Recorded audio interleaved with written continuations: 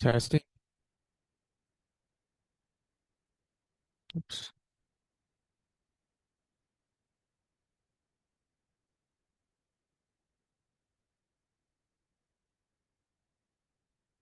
Hi, Pat. Hold on. How are There you you? go. There you go. I can hear you. Doing well. Good. Thank you. Am I the first one? You are. You win. I was anxious. I was just like, No, that's awesome. It's so funny because sometimes I get people like signing in like in a day in advance. I don't know how that happens, but it's anyway, hi, called Jens. losing track of the days, is what it's called. Seriously. Yeah. Hi, Jancy. Suchita. Hello, how are you, Eric? Good, good. How's everybody doing? Hanging. Hanging in there? All Out of right. job. Yeah, I hear you. I hear you. We'll let some folks trickle in here. Were you here last week, Patty or Pat? Last week I had my family over. Well, I didn't have my family. I had my sister over, and Okay. she is 80 years old, Oh, wow. right? There's five of us, and I'm the youngest, and she's the oldest. And she came for a week because I didn't know what to get her for her birthday. What do you get an 80-year-old for their birthday, right? So she lives in California. So I come to Texas. And so she came to Texas, but she had a broken hand and a dislocated knee. Oh no. She'd taken a fall. So Gosh, it was that's a so brutal. challenging week, but it was still good to have her here. So Yeah. Well, hopefully speedy recovery. yeah, hopefully. I'm gonna post just a link to the online questions. Hi, Jen, Kayla, Lisa. Hi. Yeah. I didn't do this last week. For some reason, it just skipped my mind to Hi. post the link to the question board. So I apologize for that. Again, I'm sort of transitioning from this complete free-for-all AMA to something a little bit more structured.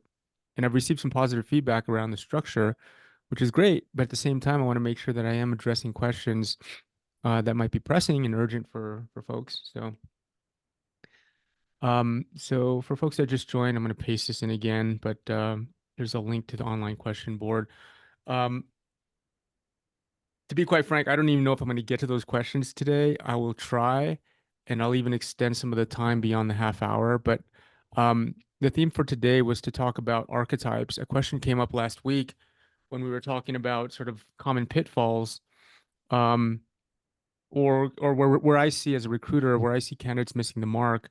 And there was a question about something I put in one of my slides, which had to do with archetypes. And so I thought I'd go a little bit deeper into that today, but I'll try to leave some time for some of these questions. So if you want to take a look at those questions on the question board, um, if there's anyone that are if there's any questions there that are pressing to you or top of mind, feel free to upvote them.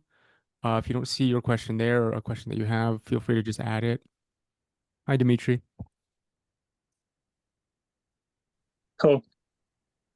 I'm just reading Kayla's message here in the chat box here. Okay, we're just getting started here.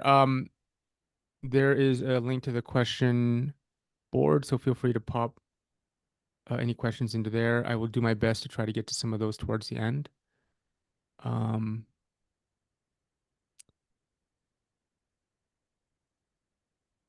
and all right. So I'm gonna try to again make this as engaging as possible. So if you guys have questions, particularly questions around what I'm gonna share, I would love to hear from you guys. So just holler out the question or type it into the chat or whatnot. If it's not relevant directly to what we're talking about with this theme about archetypes, feel free to pop it into the question board. I may just do sort of an offline video addressing, sort of rapid fire answering these questions. Um, but I do want to make sure that we're monitoring these questions and getting them answered. So, okay.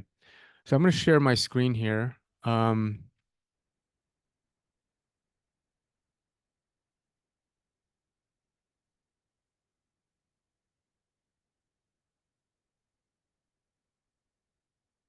Can you all see this? Okay, perfect. See some nods. Okay, awesome. So I want to cruise through these. There's a lot of slides. I'm not going to go through them all in detail. I think part of it is just giving some example. But again, sort of the premise for this conversation today stemmed from a question about a word that I used in one of my slides last week when we were talking about interviewing. And I used the word archetype. And there was a question about what is an archetype. And so I thought it'd be valuable to kind of go into this because it has practical implications for job seeking, for personal branding, even when you start to think about hiring in the future, when you're in a hiring manager position, and how do you position an opportunity, and how do you think about archetypes? So, um, really, when you think about an archetype, it's sort of a shortcut. It's sort of a shortcut label that people do sort of instinctually, right? Um, and in an interview, what I find myself doing as a recruiter, because I talk to a lot of folks, right? I need a shorthand way to sort of understand patterns of behavior, patterns of accomplishment, patterns of career sort of journeys or trajectories. And so I use this word archetype as a sort of a shorthand way to describe that. And so you guys might not have used this word before, but once I start talking about this, you'll be very familiar with. A lot of you probably do this already instinctually, right? And so at worst, archetypes can be sort of a box that constrains, right? But at best, they can be a form of branding, a form of shortcut to branding, either for yourself as a candidate or as an employer, right? And so I'm just going to run through a few descriptions or examples of archetypes, and by no means is this meant to be exhaustive. Um, and the idea is that people are multifaceted, right? So you're never going to be exclusively one archetype, right? Eventually, ultimately, you're sort of a combination of different archetypes, and sort of that pattern of archetypes. It emerges when an interviewer or recruiter gets to know you, right? Either through looking at your resume, your LinkedIn profile, having a conversation with you, asking certain questions, or even the questions that you ask, right? Will allow the recruiter, the interviewer, to gather information that will help them start to identify patterns, right? And so each of these archetypes has sort of regular patterns that are associated with it. So I'm just going to run through a few of these. You guys have all heard of this before. Some of you may be job hoppers, and some of you maybe not. And it's not necessarily a negative thing. I know that job hopper is sort of, it's almost used in a derogatory way, but there are some positive things about it as well as potential negative things about it. Um, and I might not even use the word positive or negative, but maybe there may be a fit or a misfit in relation to these different archetypes, right? So I have this word concerns in here. So what might be one employer's fit might be another employer's concern, right? And so being a job hopper or somebody that's frequently changed jobs over their career is not necessarily a bad thing, but it may be a fit concern, right, for a given company. So, and I'm just going to go through a bunch of these, kind of at a high level, but maybe a little bit deeper at first. But indicators are, what are the sort of the evidence that an interviewer might be observing that would lead them to believe that this person sort of fits this pattern of an or archetype, right? For me as a recruiter, if I see a LinkedIn profile or a resume, and I see that the person's changed jobs frequently over and their tenure has been 6 months, 12 months, and it's just been repeated over the course of their, 10 or 15 or maybe more career, I would sort of, I would in my mind have that archetype. I would ascribe that archetype of job hopper to them, right? And again, it's not necessarily disqualifying, but it's a way for me to kind of wrap my head around around around the patterns that I see with this candidate, with this person, and it gives me a chance to kind of explore some of these areas, right? And so again, at its worst, it could be exclusionary, right? and it depends how the person is managing these archetypes. The person being the interviewer, it depends on the candidate as well. And we'll go into this in a minute, right? So so relevance, they may have an adaptable and diverse set of experience because they've been at multiple jobs. And again, depending on the client, depending on the employer, that might be a quality that's highly valued, right? Um, some of the concerns, right, might be they might be seen as potentially unstable or unreliable or worse, like a flight risk, right? And so flight risks are also it's generally on the top of the mind of a recruiter or an employer, right? And the questions to address, and I'm going to send this to you guys. And again, this is not meant to be exhaustive in terms of different archetypes, um, but want to sort of give you a sense of how to think about these different archetypes. And later on, we'll talk about why this is important. So questions to address. So if I'm interviewing someone and I get the sense that I'm gathering evidence, and I get the impression that they may be a job hopper. These are the questions that I would likely ask them, right? So if you fit this archetype based on your experience, based on if you just glance at your resume and you look at it and you feel like that you might be perceived as a job hopper, you should be prepared to answer these kinds of questions, right? Because these are the questions that I would want to know that will help alleviate my concerns, right? Um, So this is the pattern that I'm following for the rest of these archetypes. And I'll just kind of cruise through them. Uh, so you have job hopper, steady Eddie, right? This is the person that's been long tenure. They're probably highly loyal and consistent, but some of the concerns might be that, maybe they're resistant to change or they may be lacking varied or diverse experience, right? And some of these things are pretty obvious. As someone that's looking at a resume, in fact, Job Hopper and Steady Eddie it's quite easy to spot, right? Steady Eddie is somebody that, maybe they've had one or two jobs in their 25-year career with the same company, right? And so I would think of that person as sort of a Steady Eddie. They might be a great fit if they're transitioning to maybe another big company, if they're already at a big company. Uh, but for them to move into a highly dynamic environment, that might be a bit of a misfit, right? Right? Innovator, right? Somebody that has maybe they have a bunch of patents, they've worked on all kinds of different innovative projects, or sort of at the bleeding edge. Um, a company that might value this is a company that is looking for creative solutions, projects, and so forth.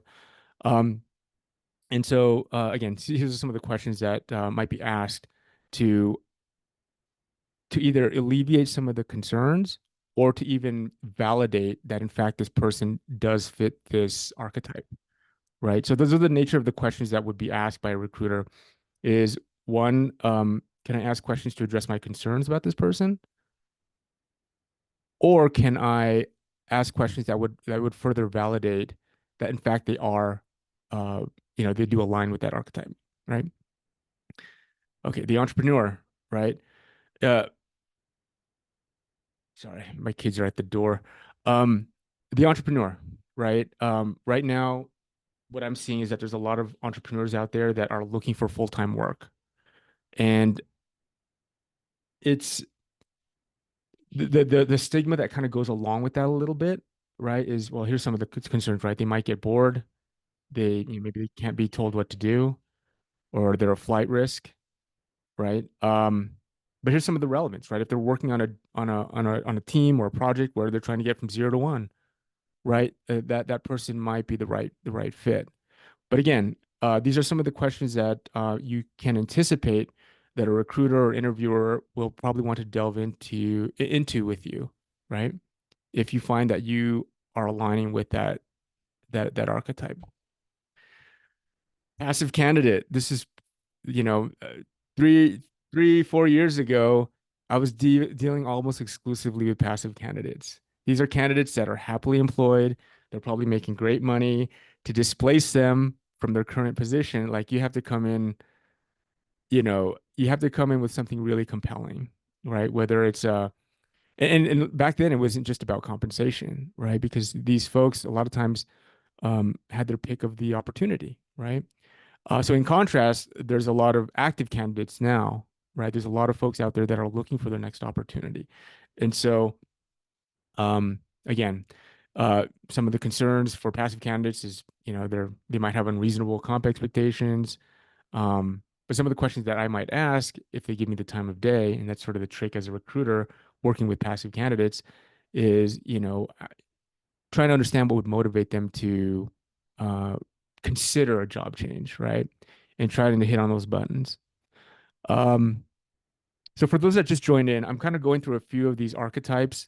Again, they're not, this is not by any means an exhaustive list. These are just some of the common archetypes that I've seen. And again, people don't just fall into one archetype. People are multifaceted. But these archetypes are sort of shorthand for a recruiter to identify patterns, and it gives them a way to describe a candidate. It's shorthand for them to communicate with their internal team as well when they're communicating with the hiring manager, with others in the interview process, right? These words will trigger sort of maybe a bit of a caricature of who the candidate is, right? So that's what I'm going through right now. Startup enthusiast, agency, consultant. I was so this is interesting. As an example, we did a search a few years ago um, for a local startup here, and they were looking for someone on the marketing side, but throughout the process they determined that they had a high aversion to people that were coming from the agency side. And it was interesting because they were doing a lot of the same work, but really the context and the environment was very different.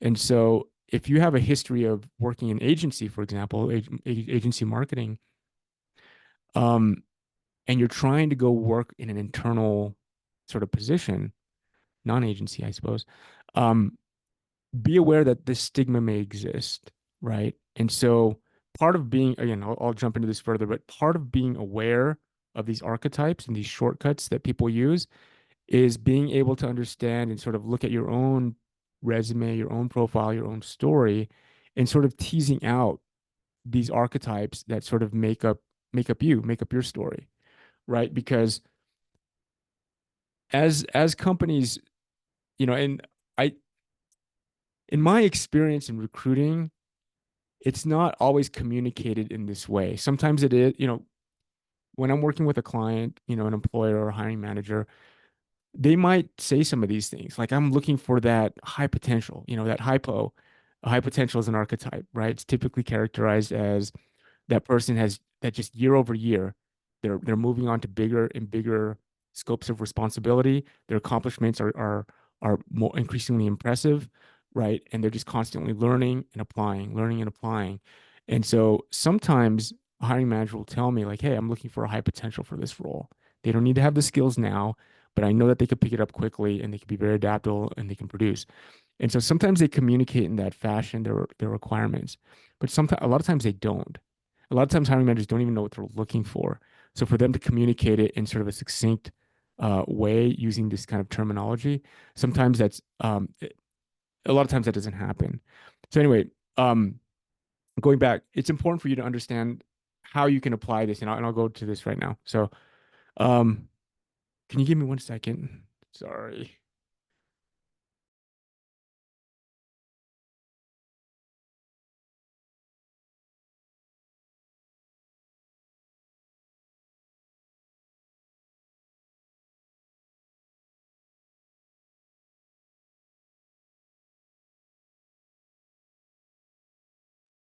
Sorry about that. Pleasures of working from home. Um, okay. Paycheck player, right? Maybe this is probably a bit more of maybe a negative sort of archetype. Corporate veteran, long tenures at larger companies, right? They know how to manage the politics, navigate the politics, get stuff done, work through bureaucracy. Um, in sales, you have the hunters, right? These are the folks that are, they just have a track record of nailing and acquiring new logos, right? New business, right? In contrast, you have like like the farmer, right, in sales. And so again, all these archetypes are there's a lot, right? And I mean, they can get very, very, very nuanced, right? But these are some of the ones that we've worked with recently, or just over the course of our career that are a bit more prevalent. Okay.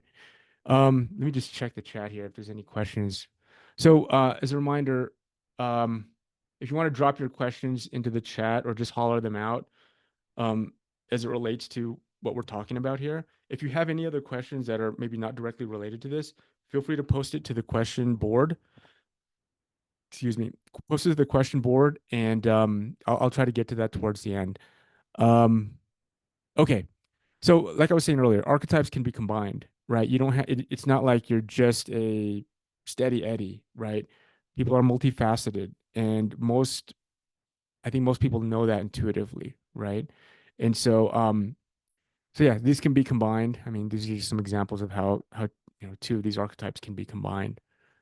The innovator plus the product manager turned developer. That's pretty common. I see that a lot in the Never Search Alone community. Um, okay. So what does all this mean? So how do you integrate this concept of archetypes into your job search? So one, I would say determine what archetypes best represent you and your journey. So look at patterns in your own resume, your own LinkedIn profile, right? And maybe maybe that's not all encapsulated in your LinkedIn profile and your resume, but just think about kind of what you've been through, the decisions that you've made, right? And having this list of archetypes can help. Again, it's by no means meant to be exhaustive. And then in the spirit of the NSA, which is, there's a portion of that playbook that talks about doing a listening tour. I would suggest validating some of those archetypes with people that you trust, that you know and you trust, right? And ask them, to what degree do you feel like this represents me, right?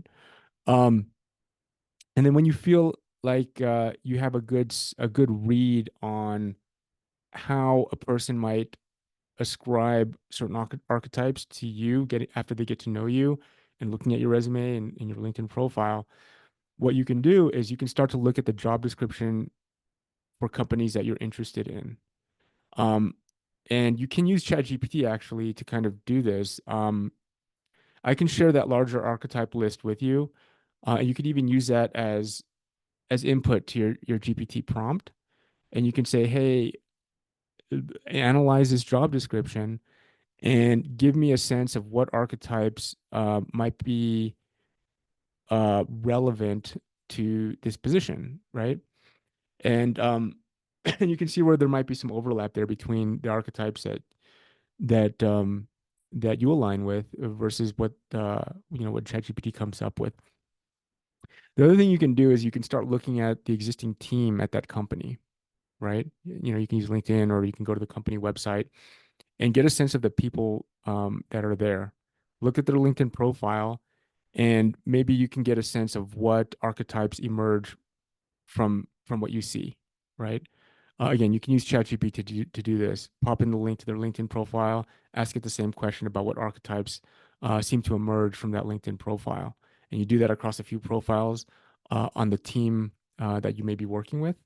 And then you can start to get an idea, right? And now you can also start to map some of these archetypes or archetype sets that are described in the job or that emerge from the job description to like an actual person. And so if you find somebody that you feel represents that person, let's say that person's name is Bob, you may be able to either connect with that person to get a better sense of who they are. And if you feel like they're a star player, right, they're probably well respected at the company. And what you can do is they may be able to champion you internally, or you can even potentially partner with a recruiter. And a few weeks ago, I talked about the MPC, which is most placeable candidate. So if you find a star like Bob, and your archetypes, your career trajectory, like you resemble Bob, you can take that to a recruiter and potentially sort of implement an NPC approach to getting into that, partnering with that recruiter to get into the door with that company. So those are a few ideas that you can think about when sort of leveraging this concept of archetypes. Let's see. Are there possible misalignments between JD and your prevailing archetype set? So I think I kind of alluded to this a second ago. So you can take a job description, pop it in ChatGPT, try to tease out the archetypes that may be most relevant to somebody that would be successful in that role.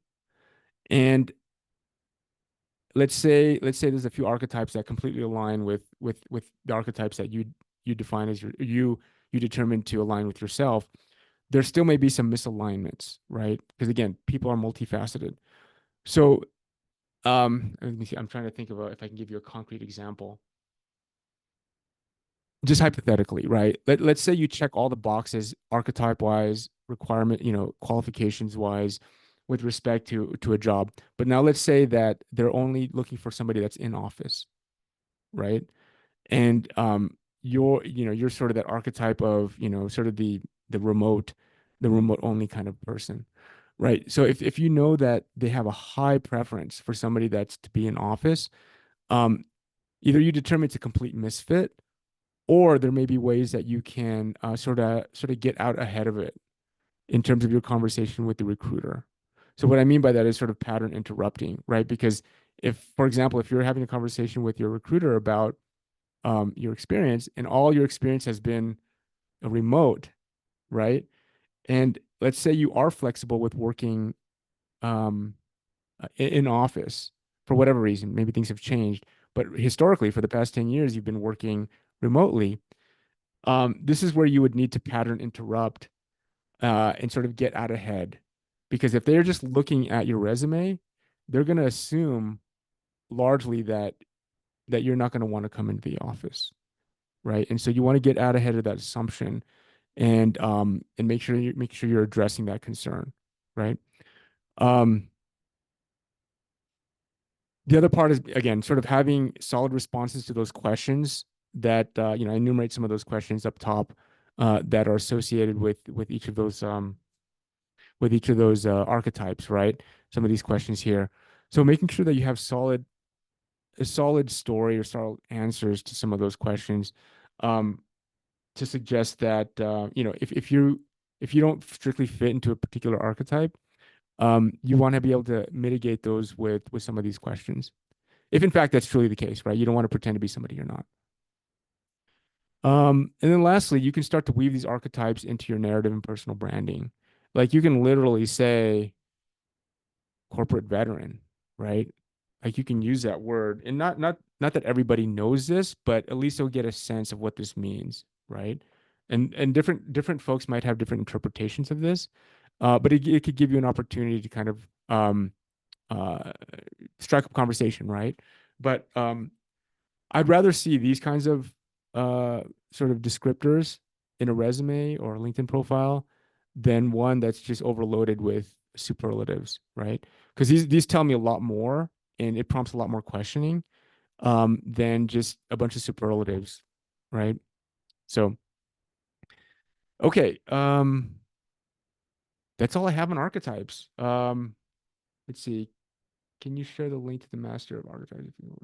Yeah, sure, Tracy. I'll send a link to that in the follow-up email that goes out after every session here.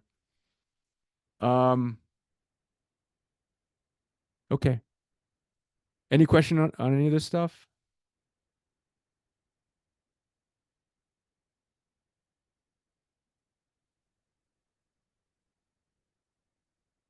Okay. All right. I see some questions here on the online question board. Can you guys see my screen still? Okay, awesome. I'll just go down the line here. Let's see. Is it worth cold applying to jobs? Sorry, some of these seem kind of old. By the time a position has 500 plus applications, you might be a little bit late. Is it worth cold applying? I mean, the cost of applying is pretty low at this point, typically. Um, So I would say apply, but you still got to do the work in terms of you still got to do the work in terms of trying to get through the side door, back door, and networking. Um, I guess the real cost of applying is not the cost of actually applying. It's the cost of applying indiscriminately and the emotional cost associated with getting rejections, automated rejections. So there is a cost to applying, and it's not just pressing the apply button. The cost is getting re, the cost is getting rejection notices and then wondering like, oh, did a person even read my resume? And there's an emotional cost to that. So yeah, if you're not really gunning for the position, I wouldn't even apply, right? But that's just my 2 cents. How do you recommend candidates find and connect with relevant recruiters in their field who are actually interested and able to help? This is tough. I mean, I'm speaking to you guys as a recruiter here, and the reason why I do this is because I can, talk to more folks at scale in a group. I get a lot of requests for one-on-ones, and it saddens me that I can't help everybody one-on-one. I do charge for my time one-on-one, and if that's something that's interesting, I'm happy to do that. But it, it's tough right now. What I would recommend is trying to connect with the recruiter on a personal level, engage with their content. I know I've said this many times over. It works for recruiters. It works for, people you're trying to network with. It works for prospective clients. But trying to connect with folks through LinkedIn, not just sending a connection request. And what I mean by it is like starting a conversation with that person through LinkedIn, engaging with content and not just liking either. Like ask intelligent questions, offer relevant and insightful comments or thoughts, right? And then that'll sort of prime, it'll sort of prime your outreach, right? So that's what I would recommend. Is applying to a job posting on LinkedIn without a network contact worth the effort? Yeah, similar to that first question. Would you pay for career coaching services, help with branding, etc.? Someone with 10 plus years HRB. Uh, so, I mean, would I pay for career coaching services? Um, yes, but the challenge is you have to find the right person, right? There's a lot of quote unquote career coaches out there. And so you have to find the right person. And there's a lot of free resources out there too, right? The Never Search Alone community is a huge resource. It's more than 6,000 folks across the world. There's a very active Slack community in the Never Search Alone community. And for those of you that are not familiar with this, I know because I'm starting to promote this outside of NSA, go to phyl.org and you can learn more about the Never Search Alone community. Great community of job seekers. A lot of tech folks, a lot of senior level executives, down to individual contributors. If I don't have a recruiter contact, how do I get in touch with someone for my listening tour? Similar to my question earlier, you got to network, you got to do the work. Has the easy apply button broken the application process? Uh, yeah, I think it's created a lot of problems. Recruiters, companies are getting inundated, and they have the whole challenge now of sifting through stacks of resumes, right? And so it's a big challenge. Is it true that ATS systems dump 75% of resumes for not matching keywords? I suspect my resume isn't making it to humans despite using Teal to keyword optimize. I don't have an exact statistic for you in this question. What you might be seeing is it's likely attributed to just the sheer volume of applicants and just the minimal number of job openings. If you're keyword optimized, I would say you're probably good enough, and I wouldn't think too much about that. I would focus more of my effort in terms of networking. Is it necessary to add your job search time frame on your resume? It feels like I'm opening myself to being rejected faster. Um, for what it's worth, there's a lot of folks that I've talked with over the past year that have been unemployed for a long time. And I think, yeah, I think one of the things is that you're kind of in good company. So don't beat yourself up too much about this. Um, I recommend using your time productively, however you define productive. And if you can, incorporate that on your resume, right? If you're working on some side projects, if you're taking some classes, if you're learning how to code, whatever the case may be, right? I I would definitely recommend um, taking the time to incorporate um, anything that is confidence building into your, your time off. I mean, if you're between jobs, it's not really time off per se. I mean, because you're dedicated to finding your next position. But to the extent that you can, spend a portion of your time doing other things that might be enhancing your skills, or otherwise applying the skills that you already have to, to creating value for others.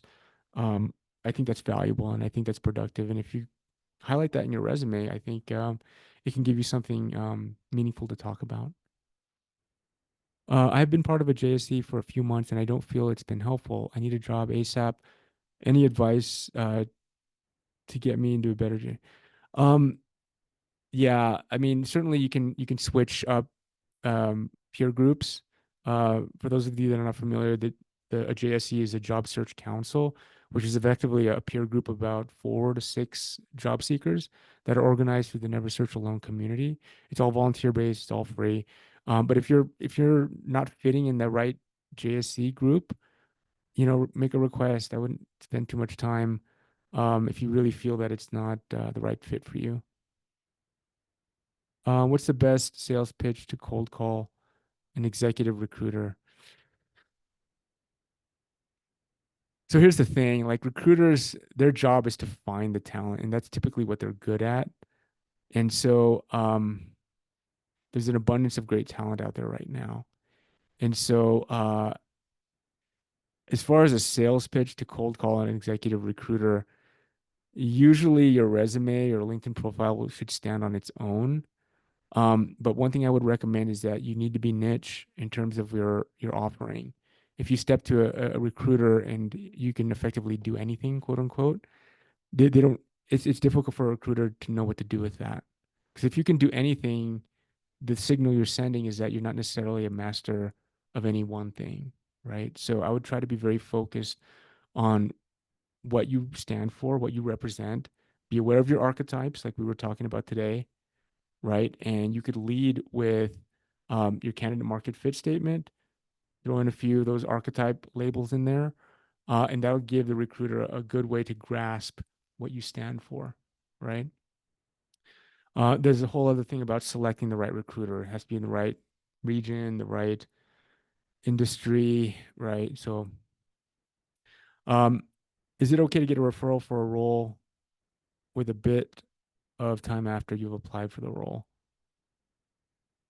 Yeah, I mean, do what you can to get a referral. Obviously, if you know somebody at the company, I would lead with trying that channel first before applying. Um, Oftentimes, I talk to job seekers out there, and they just want to apply, and then they start looking for the side door.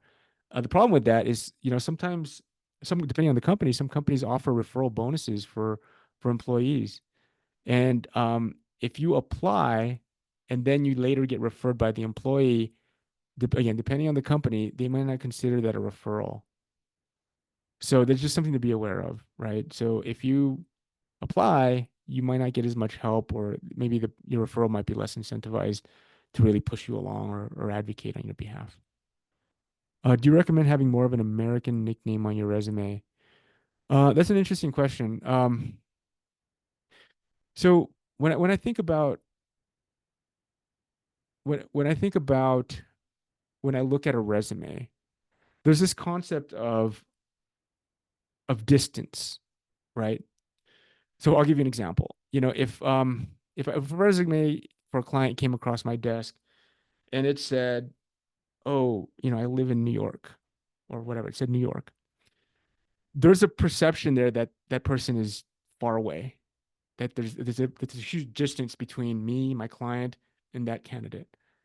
If the person said, "Oh," if the resume said Park City, Utah, I'd be, "Oh man, the person's just down the street," right? So subconsciously we kind of ascribe certain things to that person. It's sort of again a shortcut, right? Imagine, oh, if they live in Park City, maybe they're like this. Maybe they enjoy skiing. Maybe this, maybe that. Or if they're in New York, I don't really know too much about New York, but you know, they're whatever, 2,000 miles away, right? And there's a perceived distance. So ideally, ideally on your resume and your LinkedIn profile, if you're going for a particular position, you want to close the gap, right? So I'm just giving this example as in terms of like geography, right? If your name is hard to pronounce, that can introduce a gap. Some companies are actively looking to augment their teams with people that are, with more of a gap, right? Maybe bringing more diversity into their team, right? And so, so it really depends what you're going for, And some people think that, oh, if I change my name, I'm not being true to myself. I mean, that's another thing too, right? It's sort of a judgment call you have to make. But from the recruiter's perspective, there's this idea or this concept, at least how when I look at a resume, when I look at a LinkedIn profile, of a distance, right? And I give you an example of a geographic distance. I mean, another distance could be a cultural distance, right?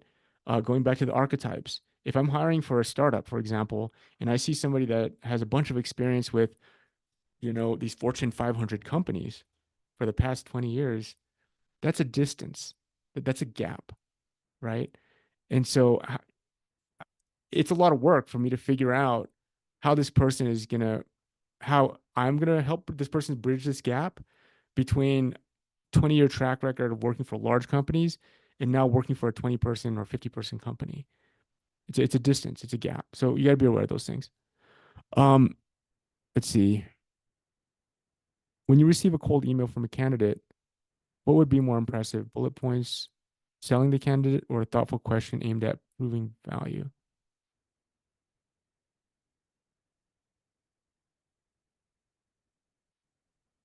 I don't know if it's mutually exclusive. I think if you use this in combination, it could be highly effective. I mean, as an example, going back to the whole most placeable candidate, um, most placeable candidate sort of tactic or approach, right? I'm working with a candidate. I'm pitching that candidate to a hiring manager. So I use a combination of bullet points to give a to give the person to give the recipient, the hiring manager, a sense of what I'm talking about, but then asking a thoughtful, thought-provoking question could also be valuable too. So I use that approach, and I don't use it mutually exclusively. Um, if you're fortunate enough to be connected to a head recruiter for a large company, what would you consider an appropriate request that doesn't generate more work for them, but enables you to get a foot in the door?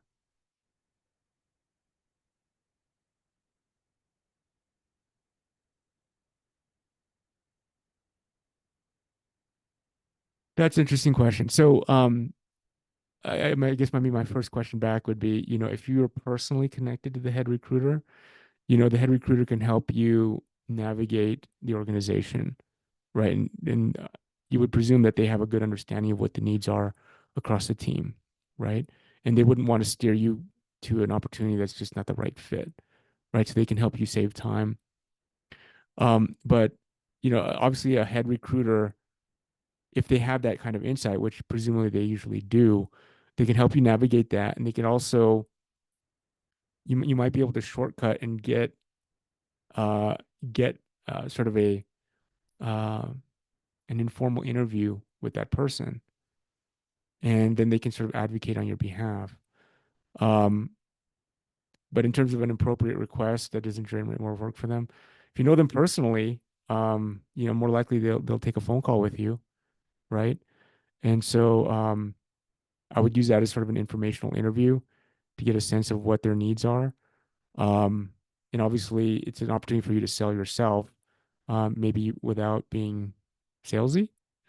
Um, okay, let's see. Let's see some of this stuff moving here. I'm conscious of I'm conscious of being out of work. I presume you mean self-conscious. Um, who asked this question? Does anyone want to elaborate on this? I presume self-conscious, right? Oh, it was me. I think I typed it, and then when I entered it, it just deleted part of it. So the question is basically, I've been out of work for over a year now, just a little bit over a year. Yeah. And and I've been taking care of a lot of other personal things. Like I had a son graduate, I have another kid going to high school, like a bunch of like just normal personal stuff that I don't necessarily want to go into in a job interview because it just sounds frivolous, right? Because it's stuff that everyone's been dealing with, but and I was asking, what is the best way to position this time off? I mean, I've been doing a little bit of freelance work, but not a whole lot. I mean, I've been trying to do anyway, I think it's just the time and the timing. And I lost my job around the summertime, and then it was the holidays, and then it was like the spring is big. Anyway, what is the best way to position this time? And sorry Yeah. for the weird message. No, no, no. As a recruiter, again, don't beat yourself up for being out of work. Yeah. There's a lot of folks. As a recruiter, what I'd like to see, because it'll come up. I mean, I would want to know really basically how you're spending that time. And not Hmm. that you have to go into your personal stuff, but if there's any story that you could tell that just exudes like, I don't know, passion, passion about what you're doing, about what you're aspiring to, side projects, how you're using the time off. Um, I mean, it could be personal stuff, it's like, hey, maybe, I'm spending 8 hours a day or whatever, 6 hours a day on my job search. The rest of the time, I'm like, learning how to dance or something, right? Like, and then you can talk about that, right? And so that's just me, right? As a recruiter, I'd want to get to an understanding of who the person is, how they're Hmm. spending their time, how they're dealing with either retooling or reinventing themselves. I'd want to know, if you can ever teach a recruiter something, your stock goes up, right? What do I you what talk do you mean? Like, what's an example of that?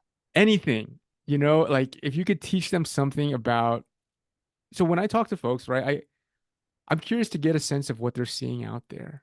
What are some of the challenges? I try to understand what are some of the challenges, what are some of the trends.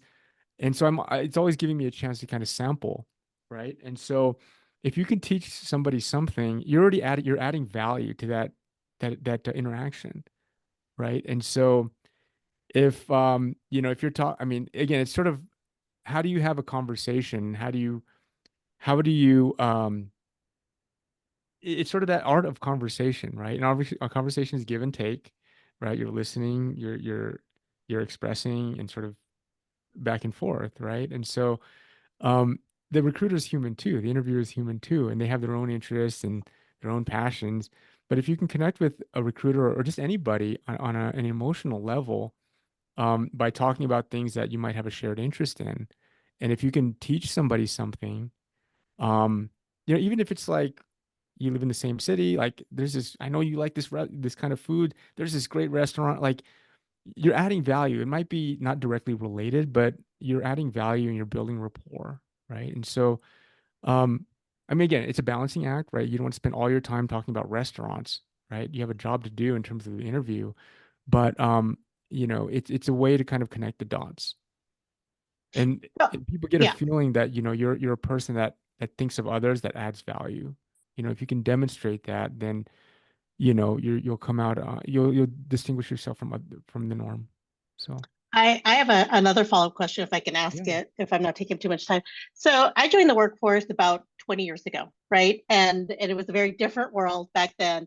And when I was looking for a job, I was fairly young, didn't have a family or anything, but I was taught you never ever alluded to having a family, talked about having a family. You never, you went into the workforce, and this is probably because I'm a woman, you went into the workforce acting as if you didn't have children or you didn't have a family or didn't have anything else. What would you say the temperature is now with that, right? Because I've been in both situations. Like, you don't want to seem like, a lot of the reason why I've had like the jumps I've had to do is because of like personal things, right? That complicated family life and everything. Just, I think, normal stuff, but I just don't know how much of that you're supposed to talk about, or if it's still just best to just not mention having a family at all. Yeah. So I'll speak for myself personally. Hmm. Um, I like to get to know the people that I'm talking to, and I like to know that they're human. Most of the clients that I've worked with have been very supportive of sort of the rounded person, right? Like the well-rounded person, meaning that they have a life. You know, I live in Utah, right? And so it's a Wow. very Yeah. family-oriented culture here. And so maybe I can't speak too intelligently about some of the challenges you might be seeing, but here's the thing, right? Like I think if you keep your conversation about your personal life positive and not disingenuous, obviously, but positive, right? And they see that as a negative that you have a family, it's probably not the right place to work, right? I mean, you might work for the short term, but if they're gonna cut you out because of that, I don't know if it's the right place to work. You know what I mean? I hear you. No, I So, totally agree.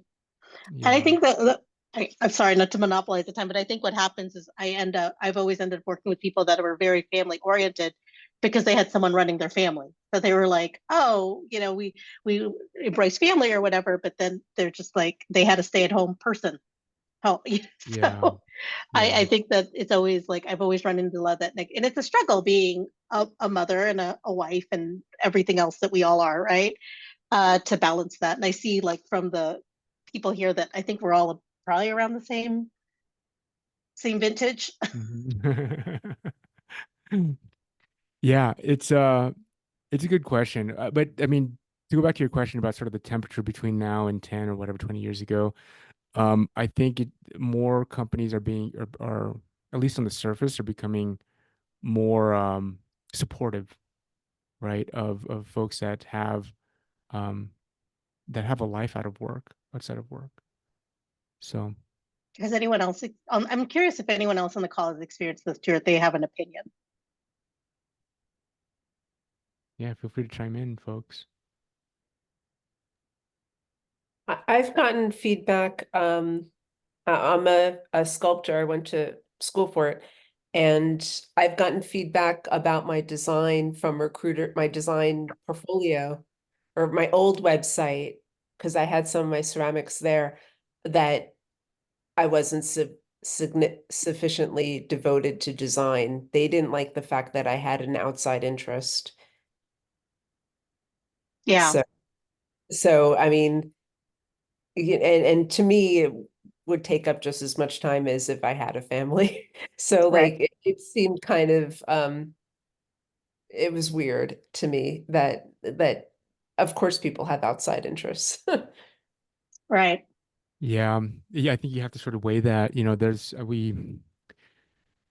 There's for example, work with a lot of software developers, and if they have side projects, depending on the company, right? Because I've worked with both as clients. One company may be like, that's a threat. I don't want them having side projects because it'll detract from what we need them to do here. On the other hand, it may be like, wow, this person has, they're ambitious, they really love development, so much so that they do it in their spare time. That's the kind of person we need, this tinkerer of a developer, right? And so it really depends, right? I think the best sort of rule of thumb is to be yourself, be positive. Um, and if they exclude you, because then it's probably not the right place to be working, you know?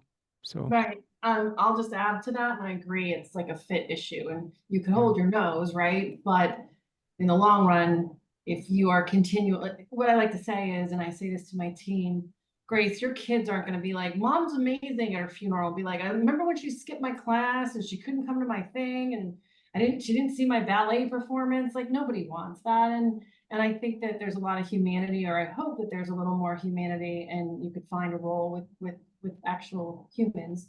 I will say in the JSC 50 plus call we had yesterday, and I'm gonna be one of the panelists tomorrow on the call for LinkedIn Live. And we talked about vulnerability and being vulnerable and being human. And Mhm. that is, and like, because in my generation, I'm Gen X, it's like, don't talk about your failures. Don't talk about your Yes. family. Yes. Suck it Yeah. up, buttercup. Like, don't, all that stuff.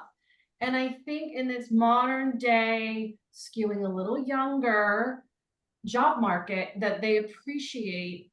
I mean, like, to Eric's point, like, don't over index. Like, I constantly have to go and do, but like that I have a family and that's my priority and my job is my priority. But at the same, I can walk and chew gum.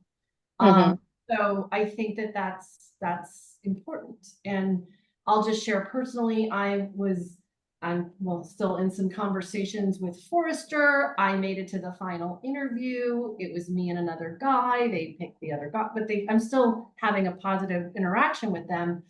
But during that time, I have 3 insurance claims in my house. I don't have a kitchen. I have a utility sink. I have 1 working toilet. I have 1 working shower. And they know that as we're going through it. So the subtext there is like, this is me under stress. Imagine what I'll be like when I don't have a nightmare of a personal life, And they appreciated that. And that wasn't like an excuse, but it was oh my God, like, because I was doing the interview from a hotel room where I was living with my dog and he was flying around in the background. And the hiring manager goes, what's in the background? I'm like, oh, that's my 8-month-old golden doodle puppy. He's like, you're in a hotel room with a puppy? And I'm like, uh-huh. And he's like, oh my God, poor thing. And I'm like, it's fine. So like, let's, Hey, Tracy, you hit on an interesting point about vulnerability. And I think that what I see in terms of interviews that I've done over the years is that vulnerability can go one of two.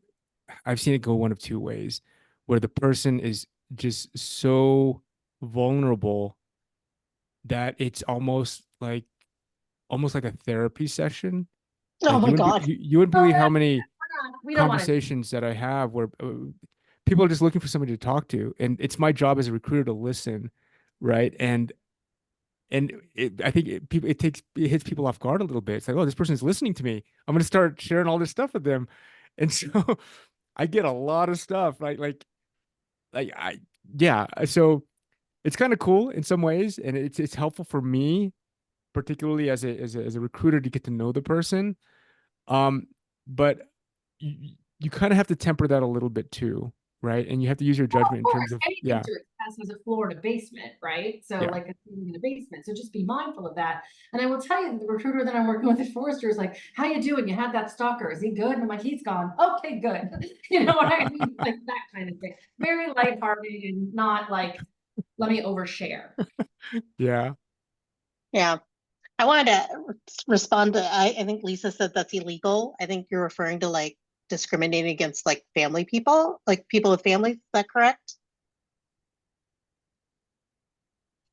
Are you asking me, Grace? Yeah. Having kids, that's completely illegal.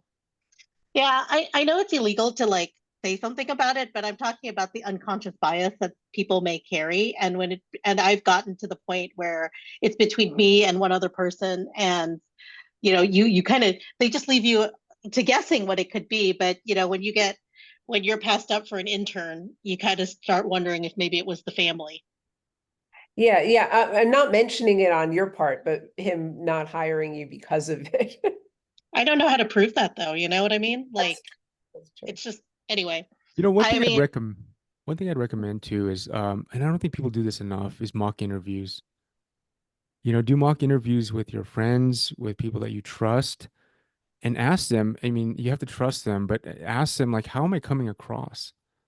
And hopefully they'll give you some straight feedback, because yeah, it's good I think it's good to share a little bit about who you are as a person, to give some sense that you're multifaceted, you're a human being.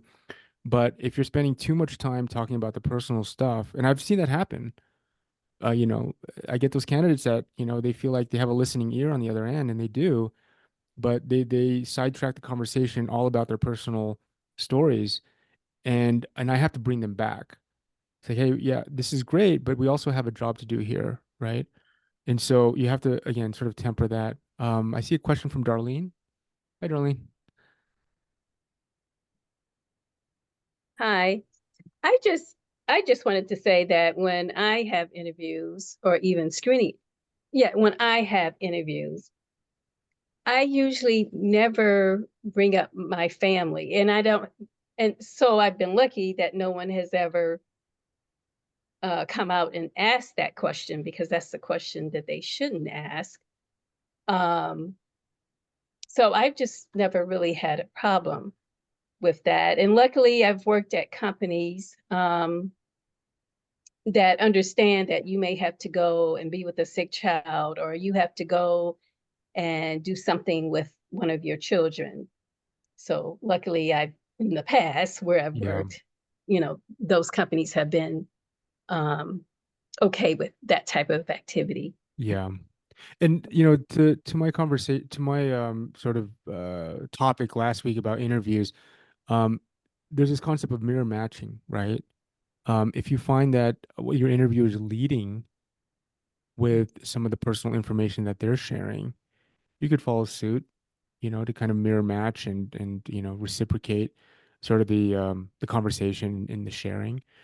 Um, but if they're not doing that, you might be getting the signal that, they're maybe less interested in sharing about their family, and so they wouldn't expect you to share about your family, or whatever the case may be, right? So, you could take a lead from the recruiter themselves.